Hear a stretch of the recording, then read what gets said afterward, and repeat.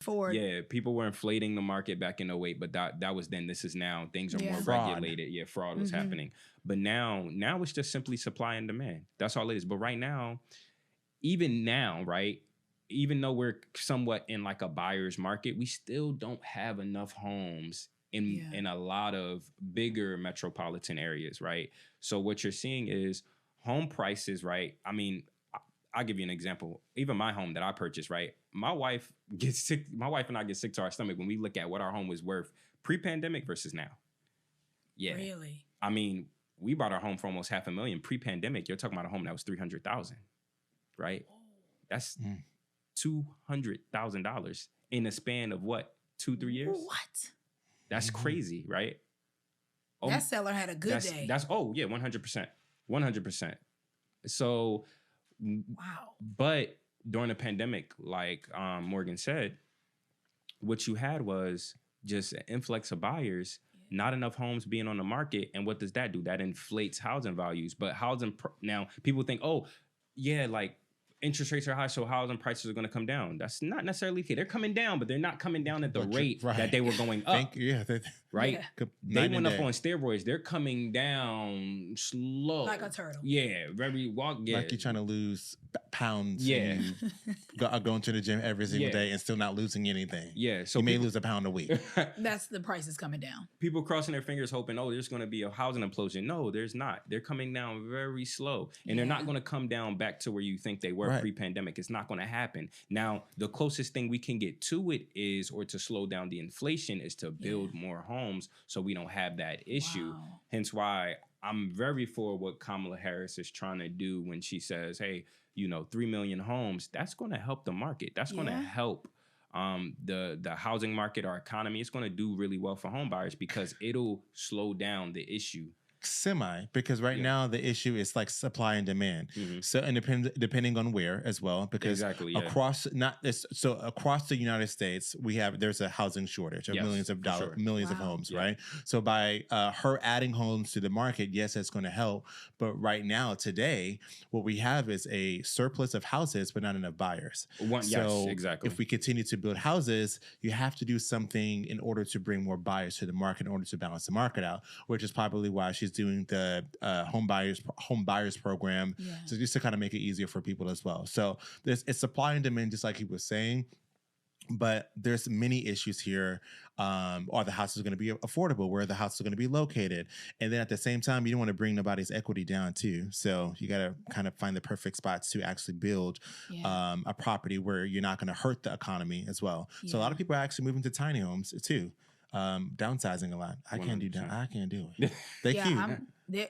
For Airbnb nice My day. closet is bigger than but I'm not. Yeah, I'm like, I don't want to.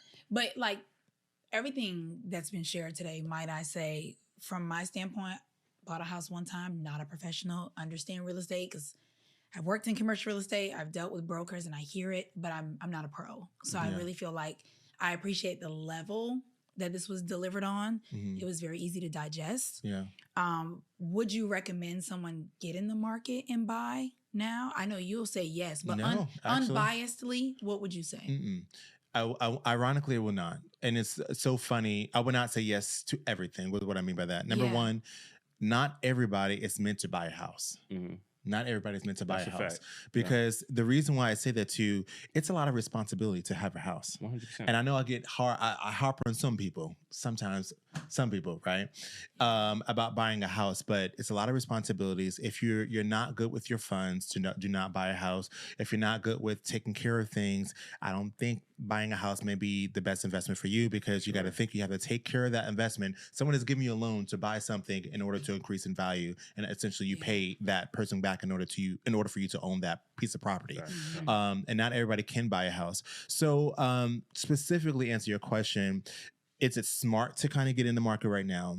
It depends on the type of buyer. So if you have the funds to get in the market right now, there's opportunity for you to do so. If you have a need, I won't say a dire need, but if you have a need to get into the market right now to purchase a property, I always say to do so, because you got to think you want to buy when the market is down, not necessarily when the market is up, because the market that you buy into is also the market that you're selling into.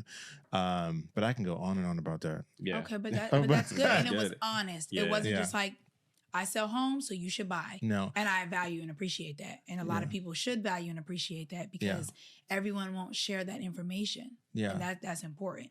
It is. And it's so important because you know what's so funny to me? But well, back to your question again. I want to say this. There is more opportunities for buyers right now to purchase in the market. And the reason why I say that is because if you're a buyer, if you don't have a lot of coins, so just keep it real, it could be an opportunity for you to use a first-time homebuyers program and get your closing costs covered by the seller. Yeah. Because when the market actually speeds up, you may not have that opportunity again. And on top of that, just like Ben said before, because of the non-settlement, you may have another issue where you may have to pay for your buyer's agent's commission. You know what I mean? So the down payment plus your closing costs plus commission, it just got more expensive to buy a house. Right. And that's just point blank and simple. 100%. Yeah. So you would encourage people to get in now too, if they could? I always go with the philosophy that is always a good time to buy a home just because the natural progression of real estate over time is that it's going to appreciate. Yeah. But like Morgan said, and I could 100% agree, it's not for everybody. You still need to be in a mental but also financial space to be able to purchase a home. So if you're not ready for the maintenance, the upkeep, you shouldn't purchase a home, right? Financially, if you're living check to check, and I've always said this, if you're living check to check, you should not be buying a home. Meaning the moment you get your money and within a week you look at your hands or your wallet and it's gone. You ready to get paid again. You shouldn't be buying a home. It's not time. It's not time. You need to have, and I won't even say that's financial discipline because of the state that we're in. It's just, you can be disciplined and still not have it, right? But it's just not time to do that, right? Like, it's just not time to go ahead and take that next leap and say, okay, well, let me go ahead and purchase a home. You need to be somewhere where you're paying a fixed cost every day. Earlier, we talked about how property tax can go up on you, right? Imagine you're expecting to just pay this one monthly payment, and then you get a letter from your servicer saying, hey, $400 increase. Yes. You had an escrow shortage. I was sick to my stomach. I told you I went and got an attorney. Like I thought it was illegal. Yeah. I was literally sick to the pit of my stomach because what I said to myself was, you wouldn't have approved me for a mortgage that amount. Not at all.